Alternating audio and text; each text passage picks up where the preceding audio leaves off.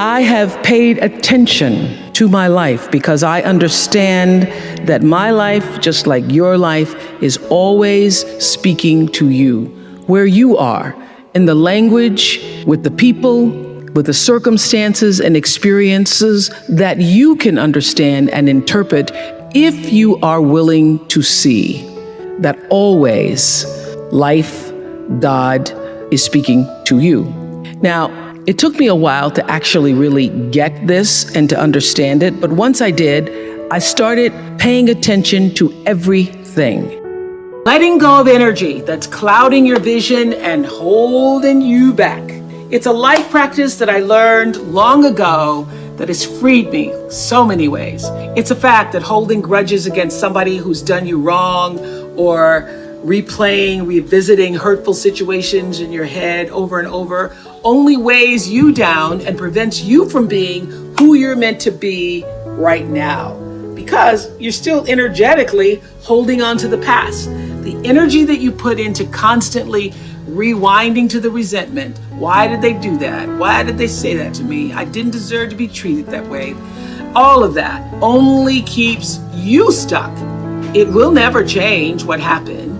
You gotta press stop and reject the urge to keep replaying so that you can then fast forward into the now for yourself. You know, a lot of people think that holding on to things that disempowered them is going to somehow magically turn it around.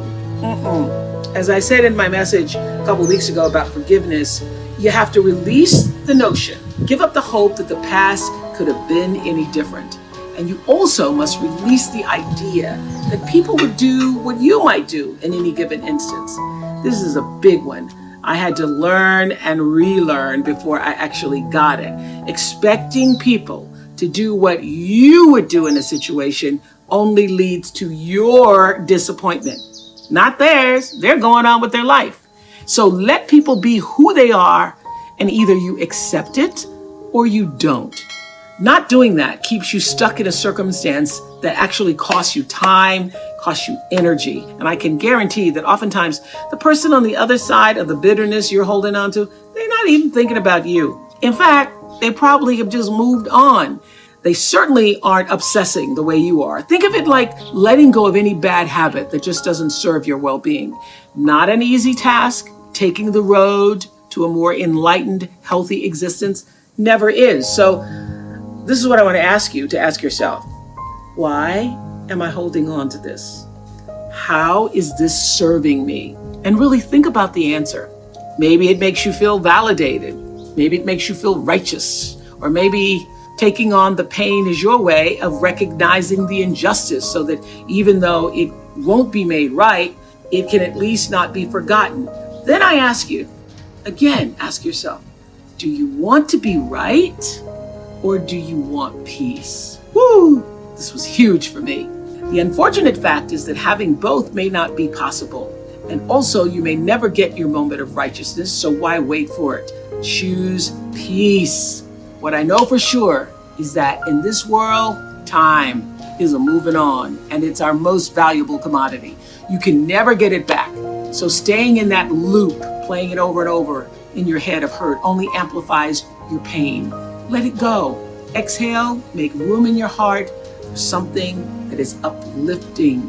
Surround yourself with people who want the best for you. You have the ability to shift the DNA of your spirit and control how you perceive life. So why not lighten your load and let it go? What I know for sure is if you focus on the substance, the success will come. And most importantly, let failure be your friend. There are going to be times, of course, where you're going to win a lot. A lot of things are going to go your way. And it's wonderful to bask in that adulation and to feel proud of your successes.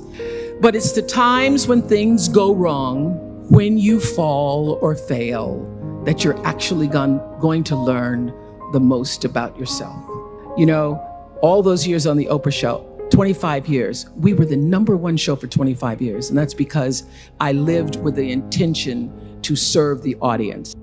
when I was able to shift the paradigm to start to looking at, wow, what I have instead of what I don't have, what I have instead of what I thought I'd lost, I was able to begin to turn things around. But it's those moments of uncertainty. It's the moments where all of my mistakes show up on the evening news. I can tell if I've done something wrong. It's on the CNN crawl. I can read about it.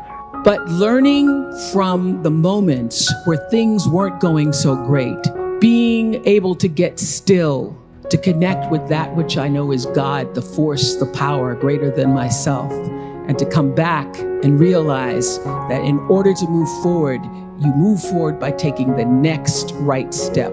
You don't have to know everything to do. You don't have to know all the steps to make. Just what is the next right move.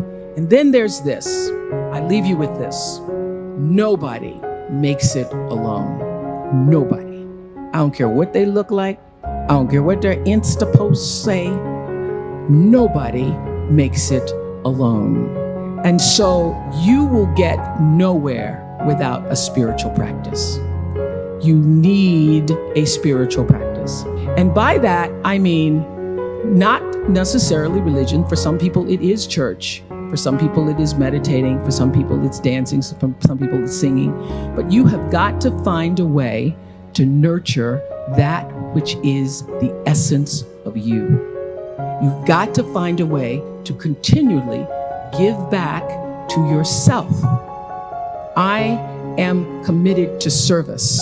Service through my work, service through my life's purpose.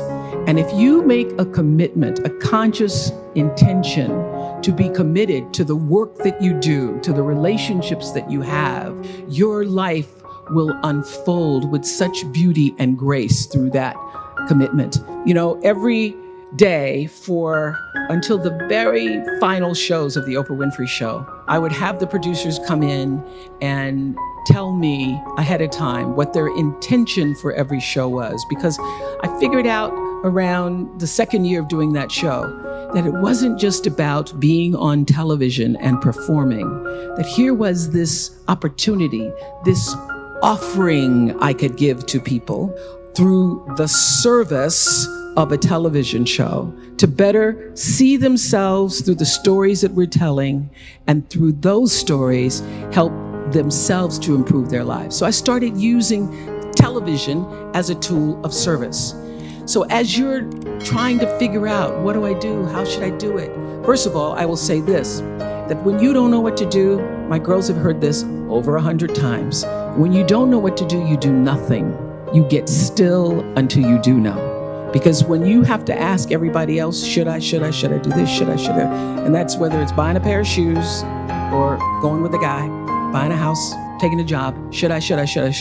When you have to ask everybody else, it means you don't really know the answer fully yourself.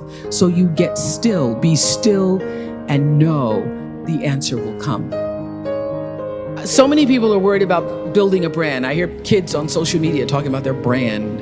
And I used to really resent the word when people would say to me, oh, you have this brand, because I never even thought about a brand. I just thought about day in and day out, making the best right choice for me. But now I embrace it because I recognize people see me as a brand. But for me, it's not a business. It is a question of, what do you stand for? And I will say this, you're nothing if you're not the truth. So I've made a living, I've made a life, made a fortune really, from being true to myself. And that's if I could leave you with any message today, that is it. The biggest reward is not financial benefits, though it's really good. You can get a lot of great shoes. Nothing wrong with great shoes. But those of you who have a lot of shoes know that having great shoes and a closet full of shoes, or cars or houses or square footage, doesn't fill up your life. It doesn't. But living a life of substance can. Substance through your service, your offering of your whole self. And the baseline for how do you live a life of substance is whatever is the truth for you. What do you stand for? So when I first started making money, and it was, my salary or my earnings were published all over the place. I mean, the first year I was like, really? Did I make that much money? Oh my God. It was very difficult for me to figure out where my boundaries were because I'd grown up poor and didn't have anything. So it's easy when you don't have anything and people ask you for money. They say, I need $500. And you say, I don't have it because I'm just trying to get my rent paid. It's harder when your multi-million-dollar salary is now in the paper and you get a lot of friends and cousins you didn't have before. So how do you set boundaries for yourself? I was having trouble setting boundaries for myself for even strangers. People would just show up at my door in Chicago and say, Oprah, I left my husband, please help me. And I would, because she knows I have it. So what I learned is that, the reason why people keep showing up is because my intention is to make them think that I'm such a nice person that you can ask me for anything. You can get me to do anything. I'm going to say yes. I'm going to say yes. So when Stevie called me this time, I thought I'd try out my first no on Stevie. Let's start big. He wanted me to donate some money to a charity, and I didn't want to donate to the charity because I have my own charities and I care about a lot of people. But the problem is when you have money, everybody thinks you just want to give to everything. So I said to Stevie, no. And as a person who has that disease to please, I was waiting for him then to say, I will never speak to you again. I will never call you. I will never sing a song for you. And he didn't. He just said, okay. Okay? Okay, it's okay? He said, okay, check you later. What I learned from that is many times you will have angst and worry about things.